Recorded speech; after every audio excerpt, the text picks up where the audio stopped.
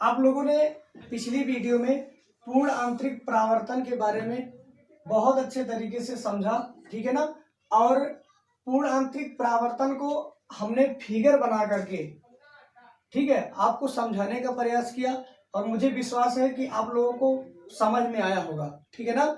यदि नहीं समझ में आया है तो आप लोग कमेंट बॉक्स में मुझे सलाह दीजिए कि सर मुझे ये बिंदु नहीं समझ में आई है, ठीक है, उसको हम दोबारा वीडियो बना करके आपको समझाने का प्रयास करेंगे, ठीक है ना। कहने का मतलब आपका समाधान किसी न किसी तरीके से हम करने का प्रयास करेंगे, ठीक है ना। तो दोस्तों आज हम लोग पढ़ेंगे पूर्ण आंतरिक परावर्तन के कुछ अनुप्रयोग, ठीक है ना। तो कुछ अनुप्रयोग हमने आपको यहाँ पे दे रखा है। पहला है हीरे का चमकना, दूसरा है जल के भीतर वायु के बुलबुले का चमकना, तीसरा है रेगिस्तान में मरीचिका। तो दोस्तों ये सब पूर्ण आंतरिक परावर्तन के क्या है, अनुप्रयोग, ठीक ना। तो सबसे पहले हम लोग दोस्तों, ये पेपर में बहुत ज्यादा पूछा जाता है, ठीक है ना, पेपर में पूछ लेता है, ठीक है। बच्चे बिल्कुल परेशान हो जाते हैं कि ये कहाँ से आ गया है। बिल्कुल सरला है, बिल्कुल सिंपल लैंग्वेज में है, ठीक है ना। तो पूछता है कि हीरा चमकता क्यों है, ठीक है ना, या हीरा चमकता हुआ दिखाई देता है क्यों, ठीक। जल के भीतर वायु के बुलबुले चमकते हुए दिखाई देते हैं क्यों, रेगिस्तान में मरीचिका की घटनाएं क्यों उत्पन्न होती है, ठीक है ना। तो दोस्तों ये सब जो है किसके कारण होता है, पूर्ण आंतरिक परावर्तन के कारण होता है, ठीक। तो सबसे पहले हम लोग सीखेंगे हीरे का चमकना, ठीक। हीरा चमकता है क्यों, ठीक। तो दोस्तों स्पार्कलिंग ऑफ डायमंड, ठीक, हीरे का चमकना। हीरा, जब हीरे को हम लोग बार बार तराशते हैं, ठीक, या आप ऐसा बोल सकते हैं शुरू से कि हीरे का चमकना पूर्ण आंतरिक परावर्तन है। जब हीरे को तराशा जाता है, ठीक, तो तराशते तराशते दोस्तों आपतन कोण आई का मान क्रांतिक कोण से क्या हो जाता है, अधिक हो जाता है, ठीक। जब हीरे को बार बार तराशते हैं तो क्या होता है, आपतन कोण का मान क्रांतिक कोण से क्या होता है, मैक्सिमम हो जाता है, ठीक। जिसके कारण बार बार पूर्ण आंतरिक परावर्तन होता है, ठीक। जिसके कारण क्या होता है, पूर्ण आंतरिक परावर्तन होता है, ठीक। तो दोस्तों हीरे का चमकना, ठीक, जब हीरे का चमकना पूर्ण आंतरिक परावर्तन है। जब हीरे को बार बार तराशते हैं, ठीक, तो आपतन कोण का मान क्रांतिक कोण से अधिक हो जाता है, जिसके कारण, ठीक, क्या हो जाता है, पूर्ण आंतरिक परावर्तन हो जाता है, या पूर्ण आंतरिक परावर्तन शुरू हो जाता है, ठीक ना। तो हीरे के विशेष दिशाओं से, ठीक, हीरे को के क्या विशेष दिशाओं से क्या होता है, कुछ प्रकाश की किरणें निकलती है। जब हीरे को तराश दिया जाता है तो उनमें से कुछ विशेष दिशा होती है, सभी दिशाओं से नहीं आप लोग समझो चारों दिशाओं से, ठीक है ना। कुछ ऐसी विशेष दिशाएं होती हैं, ठीक है ना। तो उस दिशाओं से प्रकाश की किरणें आती हैं, आने के बाद वह कहाँ पड़ती है, हीरे पर पड़ती है। वह कहाँ पड़ती है दोस्तों, हीरे पर पड़ती है। और जैसे हीरे पर पड़ती है, ठीक है ना, तो क्या होता है, हीरा मुझे चमकता हुआ दिखाई देता है, ठीक ना। तो बिल्कुल सिंपल सा लैंग्वेज है। हीरे का चमकना पूर्ण आंतरिक परावर्तन है। जब हीरे को बार बार तराशा जाता है तो उसमें आपतन कोण का मान क्रांतिक कोण से अधिक हो जाता है, जिसके कारण बार बार पूर्ण आंतरिक परावर्तन होता है। हीरे के कुछ विशेष दिशाओं से प्रकाश की किरणें निकल करके हीरे पर पड़ती हैं, तो वह मुझे चमकता हुआ दिखाई देता है, ठीक।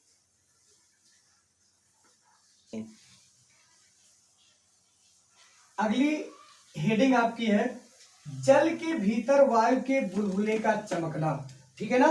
तो हीरे का चमकना हो गया। अगली आपकी क्या है पॉइंट, जल के भीतर वायु के बुलबुले का चमकना, ठीक। तो दोस्तों जब प्रकाश जल से, ठीक, जब प्रकाश जल से क्या होता है, वायु के बुलबुले की सतह पर जाता है, ठीक है ना। प्रकाश की किरणें क्या होती है, प्रकाश की किरणें जल से, ठीक है ना, जल से वायु के बुलबुले की क्या होगी, सतह पर पहुंचेगा। तो बुलबुले, वायु के बुलबुले की सतह पर पूर्ण आंतरिक परावर्तन होता है, ठीक है ना। और जब पूर्ण आंतरिक परावर्तन होता है तो दोस्तों बुलबुला मुझे चमकता हुआ दिखाई देता है, ठीक। बिल्कुल सिंपल सी परिभाषा है। जब प्रकाश की किरणें जल से वायु के बुलबुले की सतह पर जाता है तो बुलबुले की सतह पर पूर्ण आंतरिक परावर्तन होता है, जिसके कारण बुलबुला चमकता हुआ दिखाई देता है, ठीक है ना। अगली है रेगिस्तान में मरीचिका, ठीक है ना। तो हीरे का चमकना हो गया आपका, जल के भीतर वायु के बुलबुले का चमकना हो गया। अगली है रेगिस्तान में मरीचिका, ठीक है ना। तो दोस्तों रेगिस्तान में मरीचिका क्या चीज है, रेगिस्तान में दिन के समय में, ठीक है ना, रेगिस्तान में क्या है, दिन के समय में, ठीक, रेगिस्तान में दिन के समय में पृथ्वी के समीप, ठीक है ना, पृथ्वी के समीप वायु क्या होती है, गर्म होती है, ठीक है ना। वायु क्या हो जाती है, गर्म होती है। रेगिस्तान में पृथ्वी की सतह के समीप वायु क्या होती है, गर्म होती है, ठीक। जिसके कारण अपवर्तनांक ऊपर की वायु से क्या होती है दोस्तों, कम हो जाती है, ठीक है ना। जिससे क्या होती है, अपवर्तनांक ऊपर की वायु से कम हो जाती है। और जब अपवर्तनांक ऊपर की वायु से कम होता है, ठीक, तो वायु की जो निचली सतह होगी, जो क्या होगी, निचली सतह होगी, वह आपकी विरल माध्यम होगी, ठीक। और जो ऊपरी सतह होगी वह आपकी क्या होगी, सघन माध्यम होगी, ठीक है ना। वह आपकी क्या होगी, सघन माध्यम होगी, ठीक।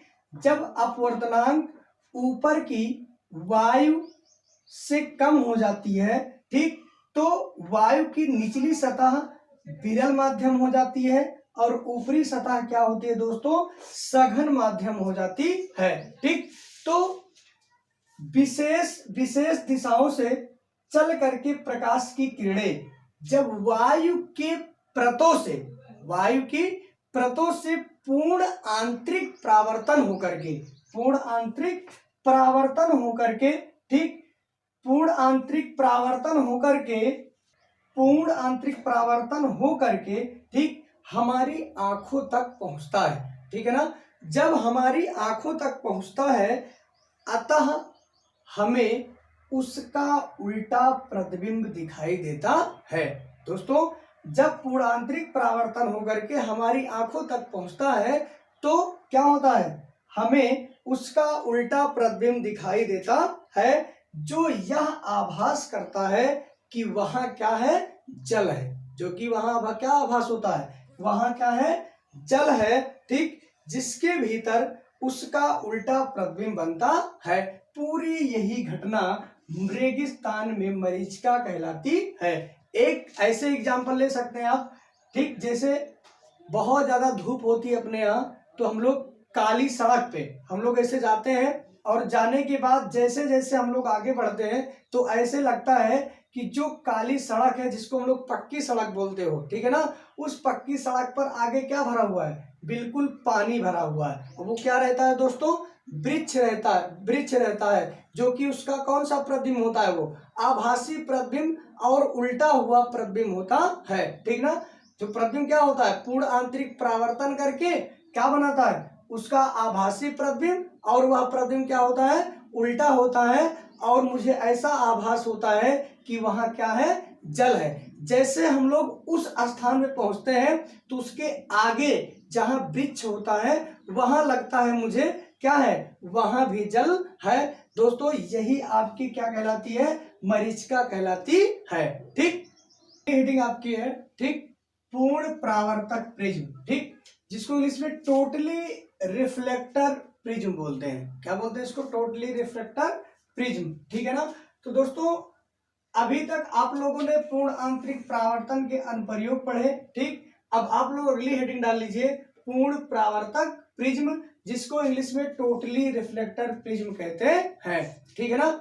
तो हेडिंग आप लोग डाल लीजिएगा। अब दोस्तों इसकी परिभाषा हम आपको बताना चाहते हैं। ठीक, तो पूर्ण परावर्तक प्रिज्म की परिभाषा और उसके बाद इस प्रिज्म का उपयोग क्या है, ठीक, इसका उपयोग हम लोग कहाँ करते हैं, ठीक है ना। तो ये सब चीजें हम लोग सीखेंगे। ठीक, तो सबसे पहले पूर्ण परावर्तक प्रिज्म की परिभाषा आप लिख लीजिए। ठीक, पूर्ण परावर्तक प्रिज्म जो होता है, ठीक, यह पूर्ण आंतरिक परावर्तन पर आधारित एक ऐसी युक्ति है। आप लोग लिखना स्टार्ट कीजिए।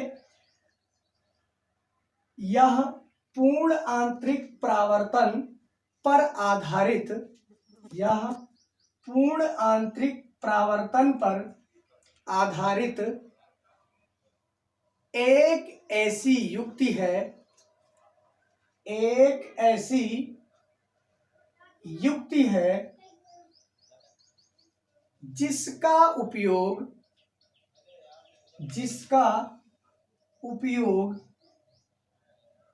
प्रकाश को, जिसका उपयोग प्रकाश को 90 अंश अथवा 180 अंश, 90 अंश अथवा 180 अंश पर मोड़ने में किया जाता है, पर मोड़ने में किया जाता है। ठीक, तो दोस्तों जाहिर सीधी सीधी बात है, जो पूर्ण परावर्तक प्रिज्म, ठीक, इसका उपयोग किस लिए कहाँ किया जाता है? प्रकाश को 90 अंश अथवा 180 अंश पर मोड़ने में किया जाता है। ठीक, तो बहुत सुंदर और बिल्कुल सरल परिभाषा है। ठीक है ना, पूर्ण परावर्तक प्रिज्म का। ठीक, पूर्ण परावर्तक प्रिज्म जो है, यह पूर्ण आंतरिक परावर्तन पर आधारित एक ऐसी युक्ति है जिसका उपयोग प्रकाश को 90 डिग्री से 180 डिग्री पर मोड़ने के लिए किया जाता है। ठीक है ना। तो ये हुआ पूर्ण परावर्तक प्रिज्म। ठीक, तो पूर्ण परावर्तक प्रिज्म, ठीक, पूर्ण परावर्तक प्रिज्म, ठीक है ना, कितने कोण का होता है? ठीक है ना, कितने कोण का प्रिज्म होता है? तो पूर्ण परावर्तक प्रिज्म दोस्तों 45 अंश से 90 अंश, 90 अंश से 45 अंश कोण का प्रिज्म होता है। ठीक है ना।